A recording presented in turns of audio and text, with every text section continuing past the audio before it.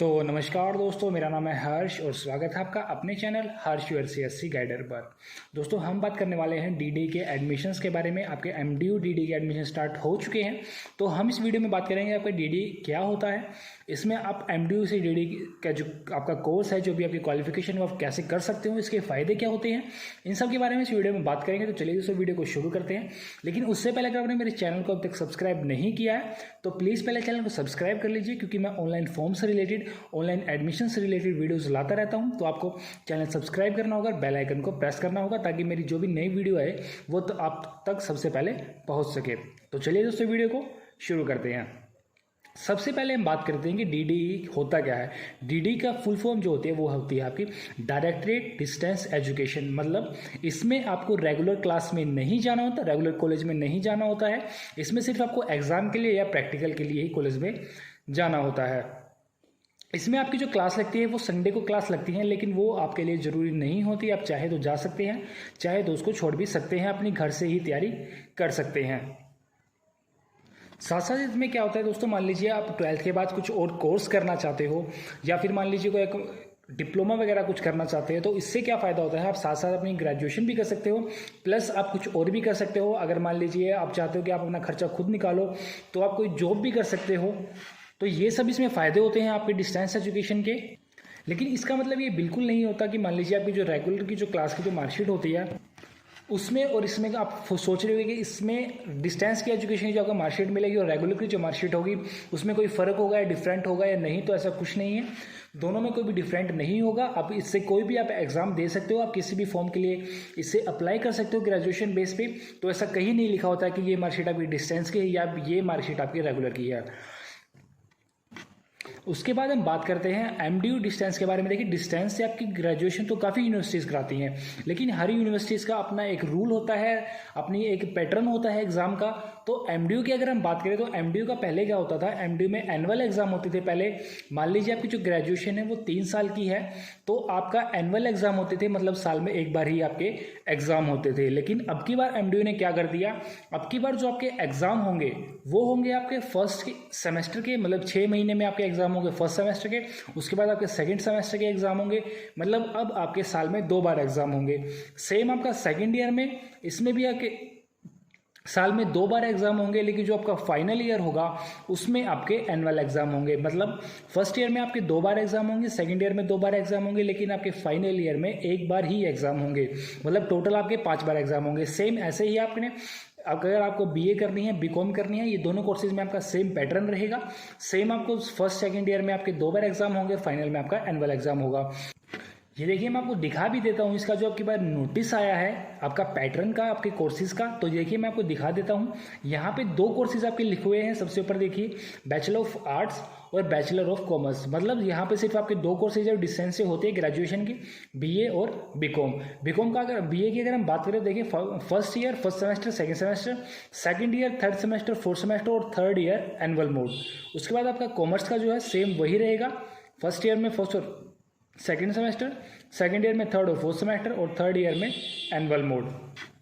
उसके बाद same pattern आपका पोस्ट ग्रेजुएशन कोर्स का रहेगा। यहाँ पे देखिए, मास्टर ऑफ आर्ट्स की अगर हम बात करें तो फर्स्ट ईयर में फर्स्ट सेमेस्टर और सेकंड सेमेस्टर सेम आपके रहेंगे, और सेकंड ईयर मतलब फाइनल ईयर में भी आपके थर्ड और फोर्थ सेमेस्टर ही रहेंगे। इसमें आप Hindi, English, Sanskrit, political science, public administration, economics, और मास्टर ऑफ आर्ट्स फर्स्ट और सेकंड सेमेस्टर में आप हिस्ट्री और जर्नलिज्म एंड मास कम्युनिकेशन। उसके बाद master of arts history annual mode, और master and library and information science first and second. मतलब सारे कोर्सेज जो आपके रहेंगे वो सेम पैटर्न में रहेंगे, फर्स्ट सेमेस्टर सेकंड सेमेस्टर। उसके बाद अगर हम ऑनलाइन मोड प्रोग्राम्स की बात करें तो ऑनलाइन जो मोड प्रोग्राम होंगे वो आपके 2 प्रोग्राम आपको ऑनलाइन मोड में मिलते हैं। Master of science in mathematics, ये भी आपका सेमेस्टर वाइज रहेगा, और मास्टर ऑफ कॉमर्स, ये भी आपका सेमेस्टर वाइज रहेगा। ये आपके ऑनलाइन मोड प्रोग्राम भी हैं, तो आप चाहे तो इनको ऑनलाइन भी कर सकते हैं। उसके बाद हम बात करते हैं आपके एडमिशन शेड्यूल की। अब देखिए, आपकी जो स्टार्टिंग डेट थी वो थी आपकी 22 अक्टूबर, मतलब आपके ये फॉर्म कल से स्टार्ट हो चुके हैं। अब इसकी जो लास्ट डेट की बात करते हैं विदाउट लेट फीस की, तो वो है आपकी 15 नवंबर। उसके बाद आपकी 500 रुपये लेट फीस लगनी शुरू हो जाएगी, जो कि आपकी लगेगी 25 नवंबर तक। 25 नवंबर तक लेट फीस लगेगी आपकी 500 रुपये। उसके बाद हो जाएंगे 1000 रुपये लेट फीस, वो लगेगी आपकी 6 दिसंबर तक। और 6 दिसंबर के बाद जैसे 7 दिसंबर आती है तो उसमें आपकी लेट फीस हो जाएगी 1500 रुपये। और 1500 रुपये लेट फीस के साथ आपकी जो लास्ट डेट होगी वो होगी आपकी 15 दिसंबर। 15 दिसंबर इस एडमिशन की आपकी लास्ट डेट होगी। अगर इसकी डेट एक्सटेंड होती है तो वो आपको बाद में बता दिया जाएगा, लेकिन फिलहाल जो आपका डेट का जो शेड्यूल रहेगा, जो आपका एडमिशन का शेड्यूल रहेगा, वो आपकी जो लास्ट डेट होगी वो होगी आपकी 15 दिसंबर विद 1500 रुपये लेट फीस। अब फीस की बात है तो हम इसकी रजिस्ट्रेशन की जो इसकी एडमिशन की फ़ीस है हम उसकी भी बात कर लेते हैं, साथ ही साथ कि इसमें जो आपकी फ़ीस है वो कितनी लगेगी किस कोर्सेज़ की। तो ये देखिए, यहाँ पे फर्स्ट है आपका बैचलर ऑफ आर्ट्स मतलब बीए में यहाँ पे आपकी अलग अलग फीस भी दी हुई है कि किस चीज़ की कितनी फ़ीस होती है। यहाँ पे आपकी ट्यूशन फीस है 3000 रुपये, स्टडी मटेरियल 1500 रुपये, अदर चार्जेज आपके 3200 रुपये, और टोटल जो आपकी फ़ीस हो जाती है जर्नल और ओबीसी कैटेगरी के लिए वो होती है आपकी 7700 रुपये। अगर आप एससी या एसटी कैटेगरी से हैं या फिर डिफेंस पर्सनल हैं तो आपकी जो फीस होगी वो होगी आपकी 5450 रुपये।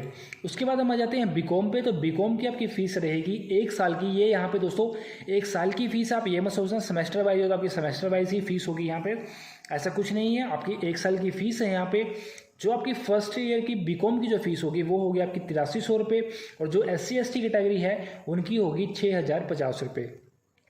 सेम इसके बाद आपकी जो मास्टर ऑफ आर्ट्स मतलब पीजी कोर्सेज की जो फीस होगी, मास्टर ऑफ आर्ट्स हिंदी की जो फीस होगी आपकी वो होगी जनरल और ओबीसी की 8300 रुपये, और SC ST की होगी 5550 रुपये।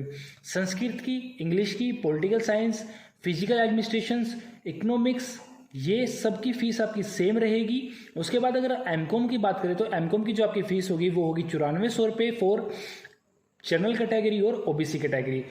SC कैटेगरी ST कैटेगरी की फ़ीस जो होगी वो होगी आपकी 6150 रुपये, और आपकी अगर आप MSc मैथ से करते हैं तो आपकी फ़ीस होगी 9400 रुपये और 6150 होगी SC ST की। उसके बाद हम आ जाते हैं सेकेंड ईयर की फ़ीस पर। फर्स्ट ईयर की फ़ीस आपकी हो गई, अब बात करते हैं सेकेंड ईयर की फ़ीस की, क्योंकि इसमें जो फ़ीस लगती है वो हर साल आपकी कुछ कम होके लगती है। 400 रुपये 500 रुपये आपके कम लगते हैं हर साल। तो यहाँ पे देखिए सेकेंड ईयर की जो फ़ीस होगी आपकी वो होगी 7350 रुपये जनरल की और ओबीसी कैटेगरी की। स्टार्टिंग में कितनी थी आपकी 7700 रुपये, अब कितनी है आपकी 7350 रुपये। तो यहाँ पे आपके कितने हैं 350 रुपये कम फीस लगेगी सेकेंड ईयर में। सेम SC ST की जो फीस होगी वो होगी यहाँ पे 5100 रुपये। यहाँ पे BA की थर्ड ईयर की जो फीस होगी वो आपकी सेम हो 350 रुपये और कम हो जाएंगे इसमें। अब यहाँ पे फीस हो जाएगी आपकी 7000 रुपये। स्टार्टिंग में थे आपकी 7700, उसमें से 350 कम हुए सेकेंड ईयर में, और फिर 350 कम हो गए आपके थर्ड ईयर में। अब यहाँ पे जो SC ST की फीस लगेगी वो लगेगी 4750 रुपये। सेम आपकी जो बीकॉम की सेकेंड ईयर की फीस होगी वो होगी आपकी 7900 रुपये, और SC ST की होगी वो होगी 5650 रुपये। और बीकॉम की जो थर्ड ईयर की फीस होगी वो होगी आपकी 7500 रुपये। यहाँ पे आपके 400 रुपये कम होते हैं, 7500 रुपये, और SC ST की जो फीस होगी वो होगी आपकी 5250 रुपये। उसके बाद अगर MA Hindi, Sanskrit, English, political science, public administration, economics की अगर हम बात करते हैं यहाँ पे आपकी सेम रहेगी फीस 7900 रुपये, और आपकी जो SC ST की फीस होगी वो होगी 5150 रुपये। यहाँ से आप इंस्ट्रक्शन, यहाँ पे जो प्रोस्पेक्टस है इसका, यहाँ से आप कोई भी फीस देख सकते हैं। अगर इसके अलावा अगर आपको एडमिशन से रिलेटेड कोई डाउट है तो वो यहाँ पे देख सकते हैं आप। अगर यहाँ पे आपको नहीं मिलता तो आप मेरे को कमेंट सेक्शन में पूछ सकते हैं। उसके अलावा अगर हम आगे बात करें इसमें, अब आपकी फ़ीस के बाद हम बात करते हैं फ़ीस रिफ़ंड के बारे में।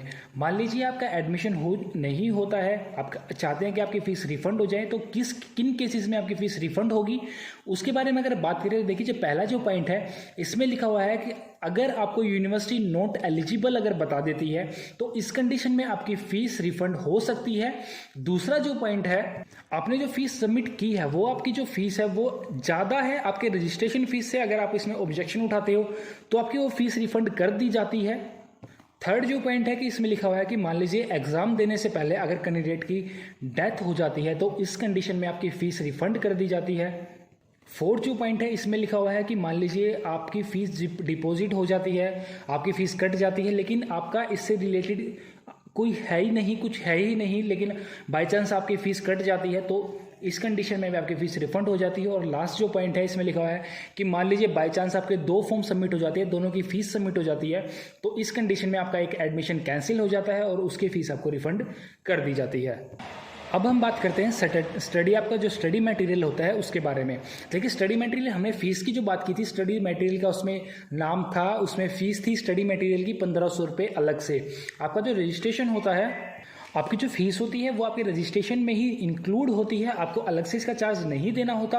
आपको ये बुक्स, जो भी आपकी बुक्स या नोट्स जो भी आपको मिलना होता है इसके, वो आपको यूनिवर्सिटीज़ की तरफ से ही मिलता है।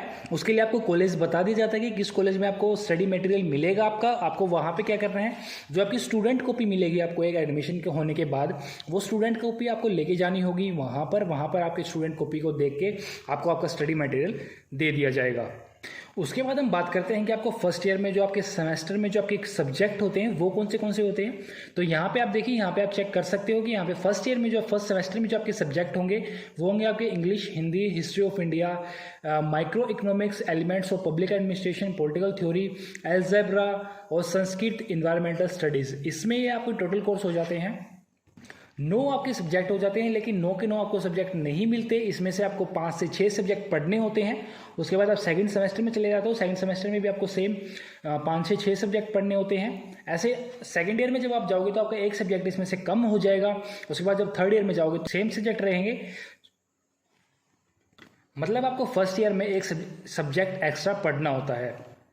यहाँ से आप जिस भी कोर्सेज़ की चाहे यहाँ डिटेल्स देख सकते हो, आपके किस कोर्सेज में कौन सा सब्जेक्ट है, आप कौन सा सब्जेक्ट लेना चाहते हो, ताकि आपको एडमिशन्स के टाइम दिक्कत ना हो सब्जेक्ट चूज़ करने में।